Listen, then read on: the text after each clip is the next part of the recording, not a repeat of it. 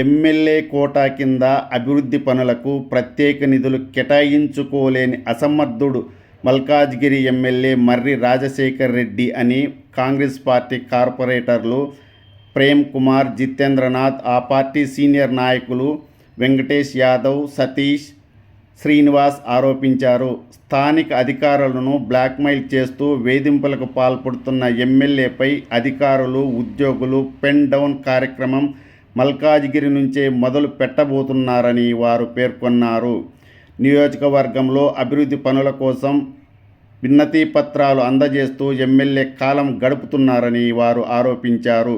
మాజీ ఎమ్మెల్యే మైనంపల్లి హనుమంతరావు ముఖ్యమంత్రి దృష్టికి తీసుకువెళ్లి మల్కాజ్గిరిలో అభివృద్ధి కోసం నిధులు తెస్తూ పనులు మొదలు పెట్టిస్తున్నారని వారు తెలిపారు. కెమెరాల మీద పెట్టే పోల్స్కి పెట్టే అన్ని బుర్రలు ఏం లేవాడ ఆ విధంగా ఆయన చేసుకుంటూ పోతా ఉన్నాడు. యాక్చువల్గా ఇలా మన గౌరవ ఎమ్మెల్యే గారు గౌరవంగా మనం గౌరవిస్తున్నాము. ఆయన అసలు అసెంబ్లీ నుంచి ఎంత ఫండ్ వచ్చింది, ఎక్కడ ఏమేమి పనులు చేసింది, ఆ ఫండ్ ఏంది, మన ఉన్న 9 డివిజన్లలో ఏ డివిజన్కి ఎంత పెట్టారు, అది క్లుప్తంగా ఆయన తెలియపరిస్తే పబ్లిక్ తెలుస్తుంది, మన నాయకులకు తెలుస్తుంది. మర్రి రాజశేఖర్ రెడ్డి గారు ఒక్క 1.5 lakh శాంక్షన్ చేయించి అక్కడ తర్వాత ఆయన మొత్తం చేసింది వర్క్ నా డివిజన్లో హార్డ్లీ ఒక 38 లక్షల వర్క్ చేయించాడు అంతే. మరి ఇప్పుడు అన్నట్టు మన వెంకటేష్ అన్న అన్నట్టు ఓన్లీ తీసుకెళ్ళి సబ్మిట్ చేయడము, ఆయన తర్వాత ఇంకా ఆయనది ఏముండదు అసలు వర్క్ వైజ్ అయితే ఏం కాలేదు ఇప్పటివరకు కూడా. మరి అవన్నీ ఆలోచించుకోవాలా, ఓన్లీ సోషల్ మీడియాలో షోపుట్ ఆఫ్ చేయడం తప్పితే ఇంకా వేరే ఏం లేదు. మరి ఈ వేదిక మీదుగా ఆయన చేసిన వర్క్స్ ఈ మల్కాజ్గిరి కాన్స్టిట్యున్సీలో ఏమేమి చేశాడో అవి టోటల్గా ముందు పెట్టాలని మేము కోరుకుంటున్నాం. Thank you. సాయన్న గారి ఏరియాకి ఇన్ఛార్జ్ ఉండే సాయన్న గారి ఘోష 100% వీళ్ళకి తగులుతుంది. ఎందుకంటే ఆయన ఎమ్మెల్యేగా ఉన్నప్పుడు ఈడు చేసిన అరాచకం అంతా ఇంత కాదు. ప్రజలు గమనించాలి, ఇట్లాంటి నాయకుల్ని మనం తరిమి కొట్టాలి.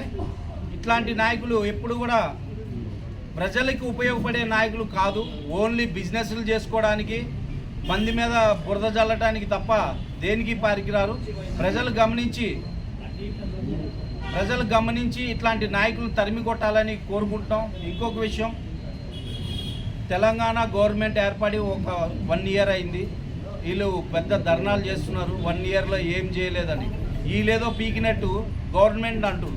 వీళ్ళు ఎంత చేసిరు అసలు మల్కాజ్గిరికి ఏం తీసుకొచ్చిరు?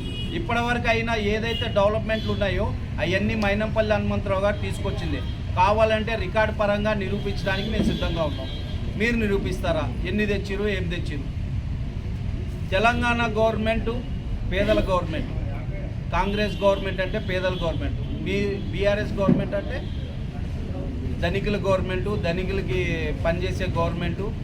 ఎందుకంటే మీరు చేసేది ఎట్లా ఉంటుందంటే అన్ని పనులు చేస్తారు కానీ టూత్ పాలిష్ ఇవాళ చేస్తారు, రేపు ఊడిపోతుంది. అది అంటే ఏదన్నా నిలబడే పని చేస్తే లైఫ్ లాంగ్ ప్రజలు గుర్తుపెట్టుకుంటారు, ప్రజలు హర్షిస్తారు.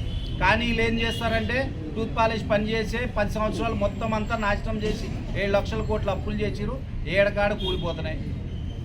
ఆ రోజు అక్కడ ఎండోన్మెంట్ సంబంధించిన భూముల దగ్గర చిన్న ఇష్యూ అయితే వాళ్ళందరూ ఎండోన్మెంట్ అధికారులు వచ్చి అక్కడ ప్రాబ్లం చేసిండు.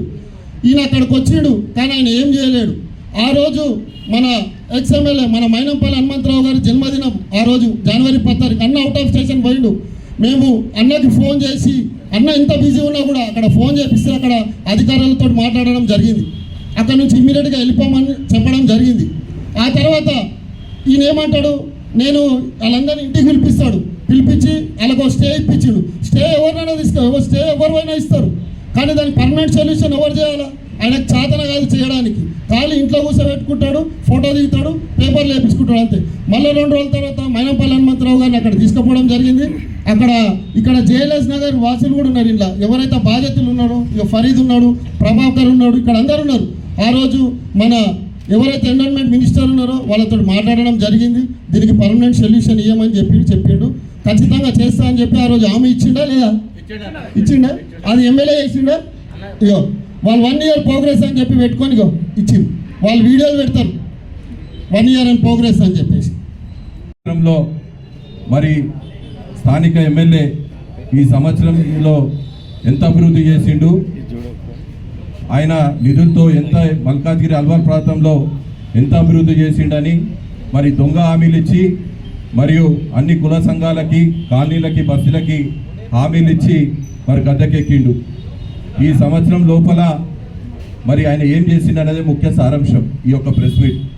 మల్కాజ్గిరి అల్వాల్ ప్రాంతంలో 480 కాలనీలు ఉన్నాయి, 86 బస్తీలు ఉన్నాయి.